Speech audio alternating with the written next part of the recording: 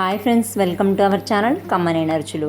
నేను ఇవాళ కృష్ణుడికి ఇష్టమైన అటుకులతో ఎంతో క్విక్గా, టేస్టీగా, తక్కువ ఇంగ్రీడియంట్స్తో 5 నిమిషాల్లో నైవేద్యాన్ని ఎలా ప్రిపేర్ చేసుకోవాలో చూపించబోతున్నాను.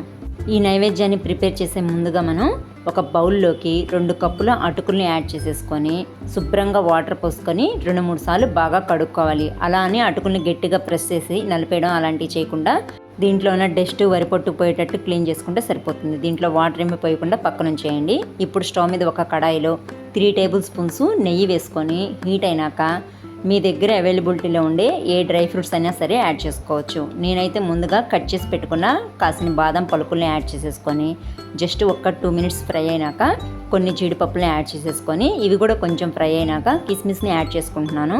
కిస్మిస్ ఫాస్ట్గా ఫ్రై అయిపోతాయి కాబట్టి లాస్ట్లో యాడ్ చేసుకుంటున్నాను. వీటిని ఇలా 2 నిమిషాలు ఫ్రై చేసుకొని పక్కన పెట్టేసేసుకొని ఇదే కడాయిలో మనం అటుకులో తీసుకున్న కప్పుతోనే 1 కప్పు బెల్లాన్ని 1 కప్పు వాటర్ని యాడ్ చేసేసుకొని ఒకసారి బాగా మిక్స్ చేసేసుకోవాలి. నేను బెల్లం పొడిని యాడ్ చేసుకున్నాను కాబట్టి ఎక్కువగా మరిగించుకోవాల్సిన అవసరం లేకుండానే బెల్లం ఈజీగా కరిగిపోతుంది. మీ దగ్గర బెల్లం పొడి లేకపోతే తురిమిన బెల్లాన్నైనా యాడ్ చేసుకుంటే సరిపోతుంది. దీంట్లో 2 దంచి పెట్టుకున్న యాలకుల పొడితో పాటు మీ దగ్గర అవైలబిలిటీలో ఉంటే కొద్దిగా పచ్చకర్పూరాన్ని కూడా ఇలా నలిపి యాడ్ చేసేసుకోండి. బెల్లం వాటర్లో పూర్తిగా కరిగిపోతే చాలు, ఎటువంటి తీగ పాకం కానీ జిగురు పాకం కానీ రావాల్సిన అవసరమే లేదు. ఇలా బెల్లం కరిగిన వెంటనే మనం కడిగి పెట్టుకున్న అటుకులను కూడా యాడ్ చేసేసి ఒకసారి బాగా మిక్స్ చేసేసుకోవాలి. జస్ట్ 2 మినిట్స్ మిక్స్ చేసుకుంటే సరిపోతుంది.